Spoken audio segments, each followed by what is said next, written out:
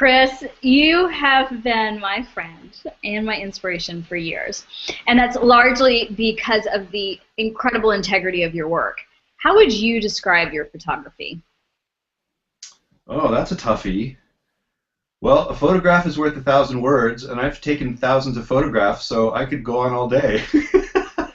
um, well, really, what I'm trying to do is face the kind of frightening reality of our time.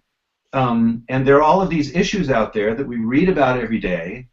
Whether it's global climate change or the number of fish that are being taken from our oceans or the number of trees that are being cut down in our forests or the number of women that are being abused all over the world. It's like there are all these issues that we read these giant statistics about, and yet we can't see the actual issues themselves. They're invisible.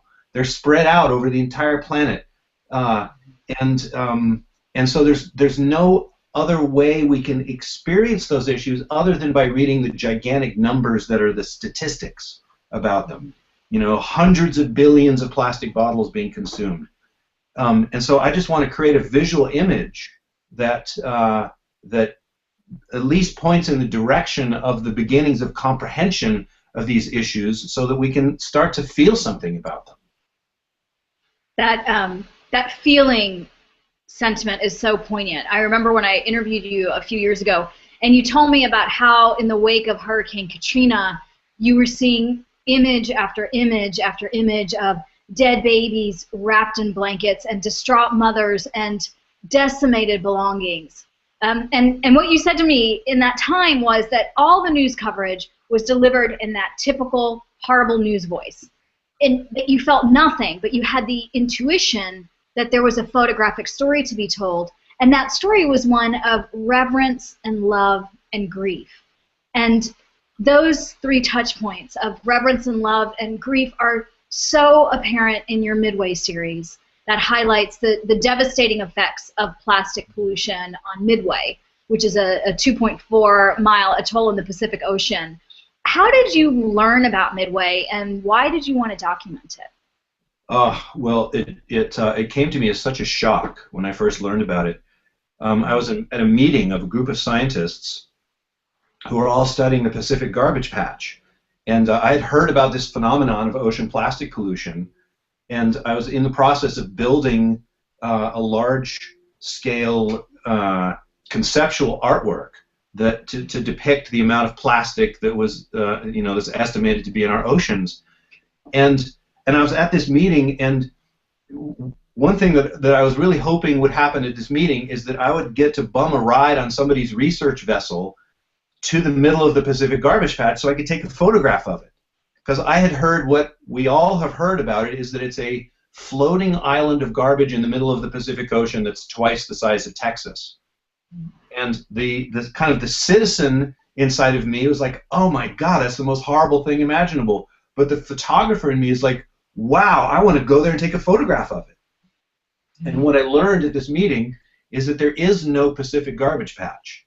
It's a bad name for ocean plastic pollution because the plastic in our oceans, it's mostly underwater. It doesn't float on the surface like a cork. And it's broken up into hundreds of millions of tiny, tiny pieces, and it's spread out over the entire ocean. So it doesn't collect in one place. So these scientists are telling me there's no way to take a photograph of the Pacific garbage patch. And I slapped my knee and I said, God, I'm a photographer. I want to go and take a photograph of the Pacific garbage patch. And that's when this young woman named Anna Cummins turned to me and she said, well, if you want to take a photograph of the Pacific garbage patch, go to Midway Island and look inside the stomachs of dead baby albatrosses. And it just, I mean, the temple bell rang in my head, in my heart. And she showed me some photographs that are already up on the internet. And they had that same feeling as those pictures from Katrina. It's like there was no intention in the photographs. It was just sort of a bunch of random snapshots of birds filled with plastic. And I immediately got that same feeling that I felt before going down to Katrina, which is just this deeper sense that there's a profound story to be told there that isn't being told. it's almost the qualitative difference between documentation and relationship, which is to me what you do. Like everything that you represent isn't that dispassionate objectivity of the photojournalist. It is the story of someone who deeply cares. Can you talk more about that relationship and about the intersection of art and sustainability and what it means to you? Yeah, thank you. That's a beautiful question. I mean, that to me it's the great mystery of the photographic medium, and it's what just keeps inspiring me to take more photographs. There's like, think about the actual physical process of taking a photograph with a digital camera. It's like you have this electronic device that projects an image through a lens onto the sensor, and from there this image is converted into millions and millions of ones and zeros, which are saved on this little tiny plastic card, which you then bring home and put in your computer, and you can manipulate those ones and zeros and send them to a satellite, and they may appear, that image might appear on someone's iPhone in Australia.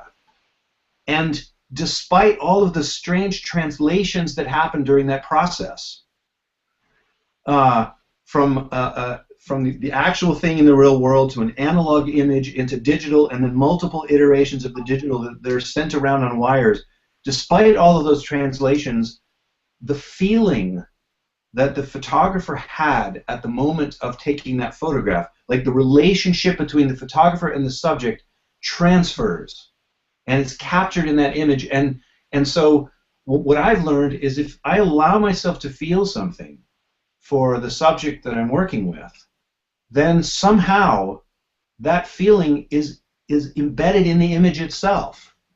And if I feel sadness and love for the birds on Midway Island, then through all of those translations, the person in Australia who looks at the image on their iPhone, that thing is transferred to them. And in that way, photography can be this powerful form of activism, because I mean, to me, that's the missing piece in our culture. It's like in the thing that we call first world culture, we've lost contact with what we feel, or I should say, we're losing contact with what we feel. And specifically, I think we have lost contact with our feeling of love for the incomprehensibly beautiful miracle of our world, and sadness, like our sadness for what is being lost, can be a doorway back to remembering that we love that thing, that we love the world, we love the gift of life that each one of us has been given. And so, you know, in terms of sustainability, I read a really powerful quote the other day by a guy named Mark Jacobson, who's the senior fellow at the Stanford Woods Institute for the Environment. He said, "We have all the technology and the logistical ability to go totally renewable energy if we can muster the social and political will to do it." It's like, that's the thing. Social and political will, that's the thing. That's the key.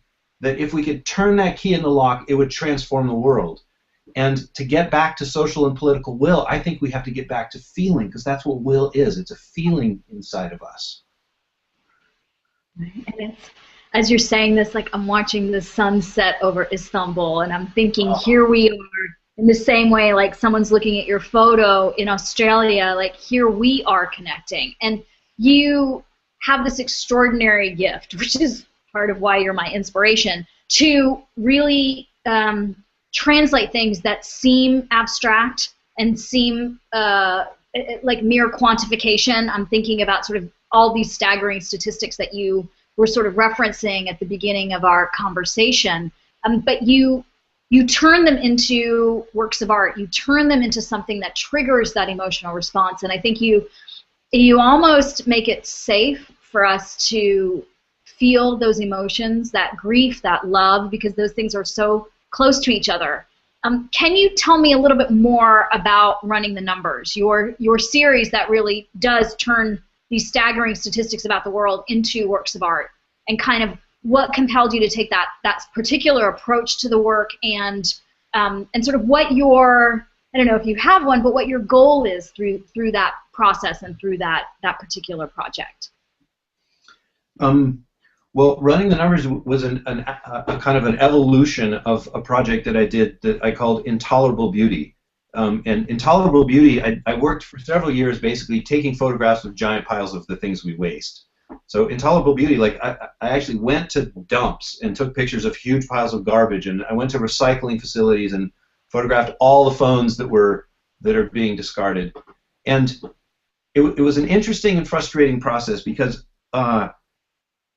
the further I got with the project, like I did all this reading about mass consumption, and so I'd be going to a cell phone recycling facility or a cell phone shredding facility, and the largest number of cell phones I could ever get in front of at one time was 1 day of their process at this one facility, and they processed 50,000 phones a month.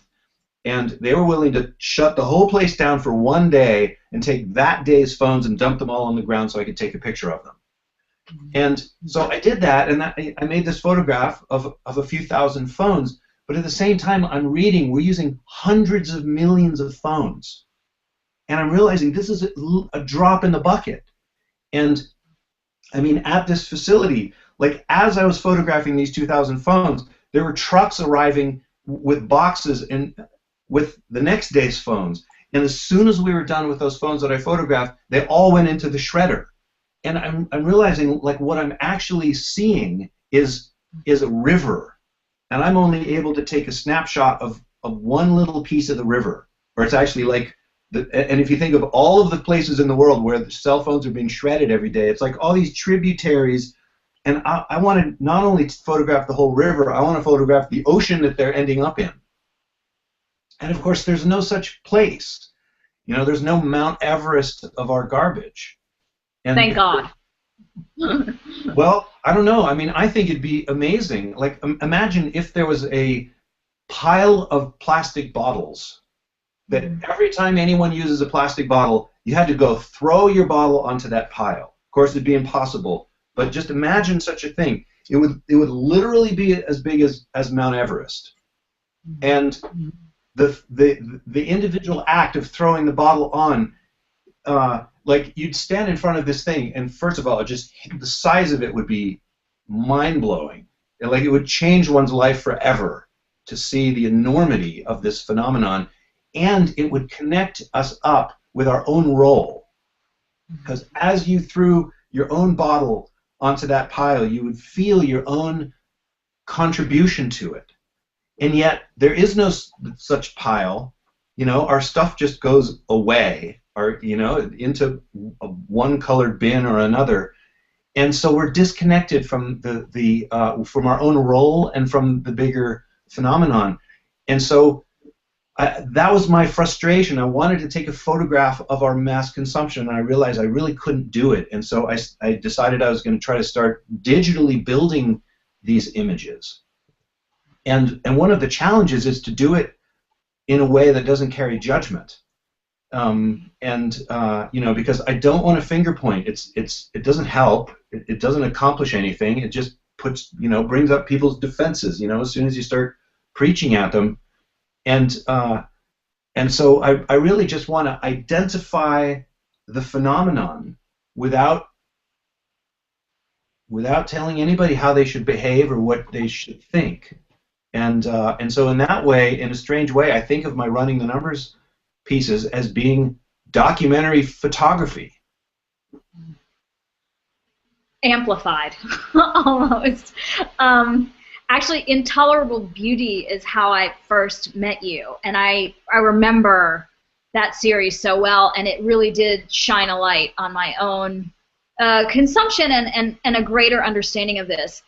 The thing that really inspires me about what you do is you shine that light, you know, when it's immersed in the sea, when it's above ground, in hidden kind of places that people aren't thinking of. And I wonder if you could talk a little bit about the process behind some of this work. Like if there's one image in running the numbers that stands out to you, and if you could kind of take us through that journey from the statistic to the image selection to the composition, if that's the order it happened in, or kind of how it all comes together. Yeah. Well, I'll tell you about my most recent piece. I just released a new Running the Numbers piece I think it was about a week and a half ago. It's 183,000 birds, which is the number of birds that die in the United States every day from exposure to agricultural pesticides. 67 million birds a year is the estimated number of birds that die that way, and they're dying far faster than they can reproduce. And so we're losing our birds, and the silent spring is coming true. I've known about this phenomenon for quite a long time, and I've always wanted to do a piece about it, and I've always imagined the way the piece would look is it would be a flock of birds flying toward the viewer. Like, imagine if I just had this image that came to me of imagine like if you were floating up in the air, maybe 1,000 feet up, like, you know, where a cloud would be, and all of these birds are coming toward you, and you took a picture. I was thinking, how could I possibly create that photograph? And it would be birds of all species, 183,000 of them. And I had in my mind for the longest time I wanted to do that, and then it wasn't so long ago that I received a message from this woman she does these incredibly beautiful drawings of birds. And she had found my work, and she's a bird lover, and she saw my Midway work and just wrote to me. And I looked at her website, and I was like, oh my God, those are the most beautiful bird drawings I've ever seen. And I asked her, any chance you might be willing to make maybe 50 drawings of birds that I could then cut out from their backgrounds and start pasting? And she did. So every week and a half or so, I'd receive another box with all these beautiful drawings on watercolor paper. She uses 9 different kinds of pencils for each drawing. I mean, they're just truly exquisite.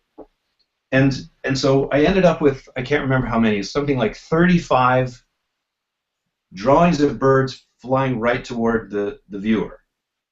So then I cut them all out from their backgrounds in Photoshop. But first I scanned them at high resolution, cut them out from their backgrounds in Photoshop, and then I cut the wings off of each bird. So I had a body and 2 wings. So I could then rotate the wings and make variations of each bird. So some of the birds, the wings are like that, and other birds are like that, and other birds are like that. And then I warped the wings, so some of them are like that, and some of them are like that. And then I rotated them this way and that way. And so I made like 50 variations of each bird. And then I scaled them, so the ones in the foreground are larger and the ones in the background are smaller. And I just pasted 183,000 of them onto a canvas. And then I made layers of atmosphere in Photoshop. That's easy to do, in between the ones in the foreground and the one in the distance, to create more of a 3-dimensional feeling. And created this multi-gigabyte. It's like 12 gigabytes was the size of the image. That's 5 by 6 feet in size, and it's up on my website. I just posted it very recently. Fantastic. We're all going there right after this. How long did that take you to put all of that together? Well, let's see. It was probably maybe a month and a half or something like that, but not solidly. It's like, you know, there was a couple weeks of cutting stuff out from their backgrounds. That's the really tedious part, and then a couple more weeks of making all of the variations, and then the actual pasting. You know, that was its own whole kind of obsessive compulsive experience. It came from that statistic, like you had heard something and then you just kind of had it, and when the time was right, it manifested. All the conditions together. Okay, Yeah, fantastic. Building a Rubik's Cube. You know, it's like I always have a whole bunch of them on in the queue, and I've got like 3 of the sides of the queue, but it's like a lot of times I know I want to build an image out of something. Like violence against women, that's one that I want to do. And there are a whole lot of famous paintings. Like Picasso has some super gorgeous, really, really sad paintings of women who have been abused. And I want to make one of Picasso's paintings out of women who have been abused, but I don't know what the little thing should be. Like I haven't solved that side of the Rubik's Cube for that one yet. Or the number of women and children who died in our war against Iraq. I've been working on that one for years, and I've never come up with what's the thing that I can, like the small thing. I don't want to just use a substitute for people. I wanted to show real people.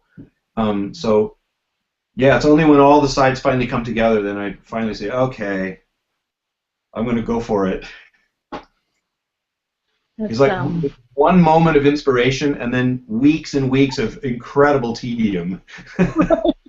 And leading up to that is a lot of patience, apparently. So, okay, well, I'd like to end really just asking you, I mean, as I mentioned, you have continued to inspire me with every single one of your pieces and with your philosophy and approach to the work.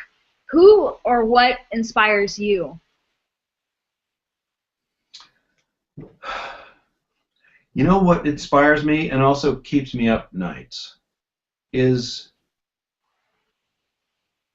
it's the potential that we have to change. I mean, isn't it the strangest thing to think that we have the world that we have, which in many ways is in collapse? You know, there's so much horror, there's so much bad news of 1,000 different kinds on all these different dimensions, social and environmental, and yet there's nothing stopping us from changing. We could change, and yet there are all these institutions that seem so powerful and unchangeable, and we could change them today if we decided we wanted to. And like that's the inspiration behind all my work. Wait, it seems like there's one more thing I want to say, but it's not quite there. I guess, I mean, it's like hope. I mean, to me, that's what hope is. It's